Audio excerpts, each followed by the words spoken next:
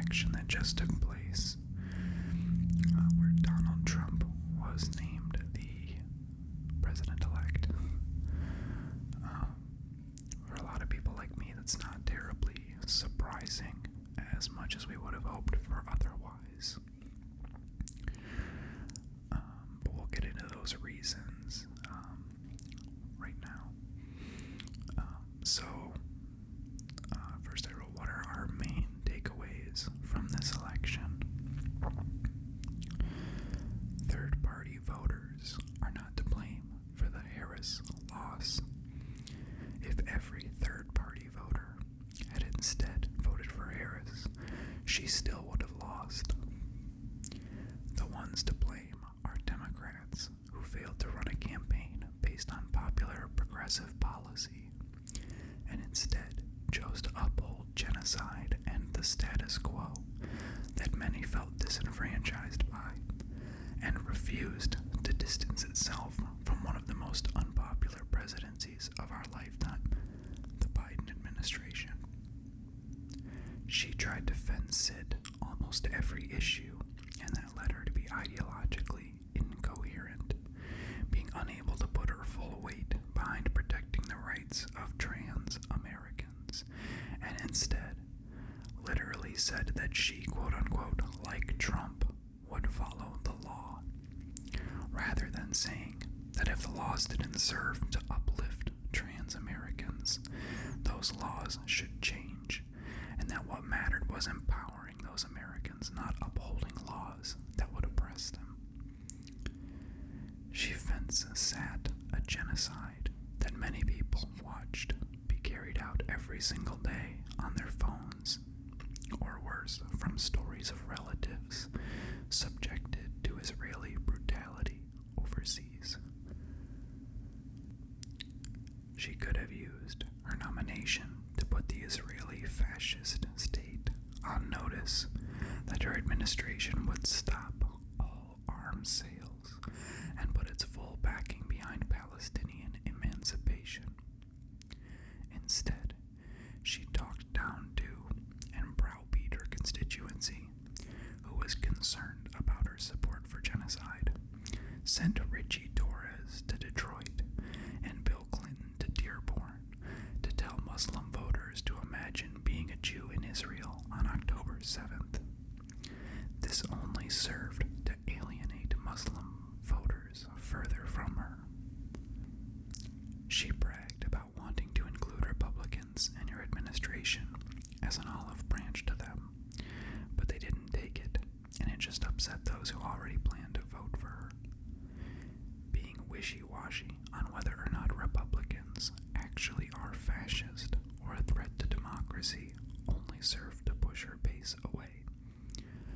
Trump and his acolytes don't get to be both fascist threats to democracy and also worthy of working besides in the name of bipartisanship. If you're going to levy the fascist accusation, as correct to do in this situation, you can't also pursue bipartisanship with them. We saw this when one of Trump's deranged supporters finally turned their extremism inwards and made an attempt on his life, and rather than call that for what it is, Democrats instead shouted from the rooftops that political violence was never the answer, when they should have either A, just kept quiet about it, or B, pointed out how the violence he was experiencing was a reflection and direct product of his own rhetoric. Her gamble of trying to win over moderate Republicans with small business support, her law enforcement background, or support for ethnic cleansing failed and only served to dissociate her from her base voters. As we have seen statistically, red district Republicans voted 94% for Trump in 2020, and that statistic remained unchanged in the 2024 election. There was no secret female Harris voters that were voting for Harris behind their conservative husband's back, like the fantasy created by the liberal establishment, and it even looks like many of the moderate Republicans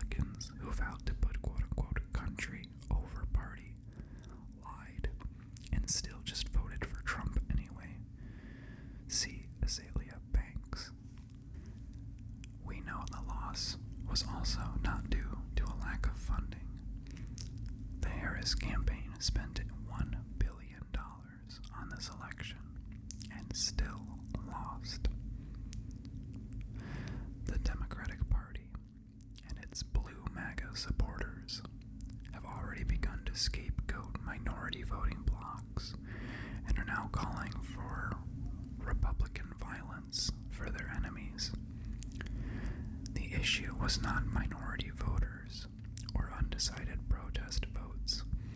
It was white voters with no college education overwhelmingly voting for Trump. As it turns out, Obama talking down to black male voters and assuming they wouldn't vote for Harris due to misogyny, when we now know that black men would go on to vote much more overwhelmingly for Harris than the white voting bloc, was a bad look. And if I'm not mistaken, they voted overwhelmingly more than white people for the Democratic candidate in previous elections as well. So this whole viewpoint just was a bad luck, and it didn't really make much sense. Much of that energy encapsulates everything that was wrong with her campaign.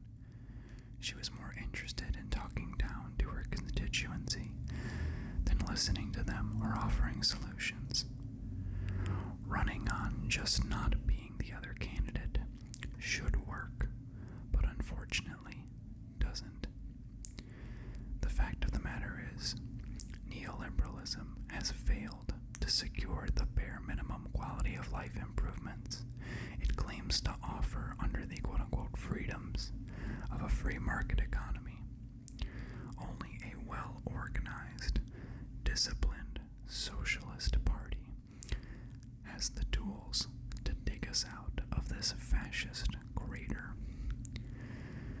It's the only system that puts people before profits and fights fascism wholeheartedly and works to end the now impending climate disaster.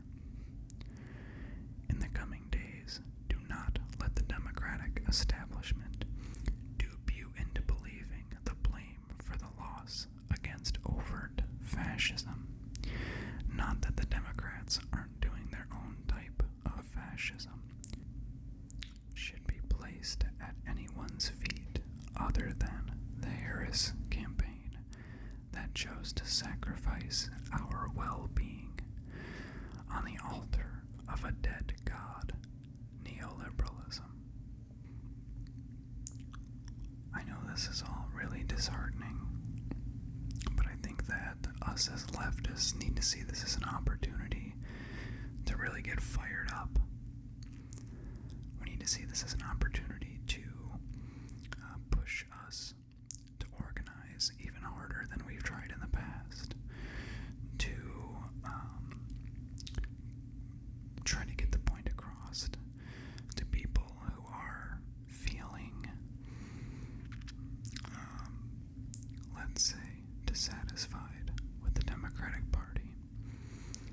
We need to build up a space for these newcomers to be able to join and learn more about the socialist tradition and about how we can move forward as a stronger entity that can, at the very least, serve as a leftist counterbalance to the Democrats' consistent right-wing ratcheting.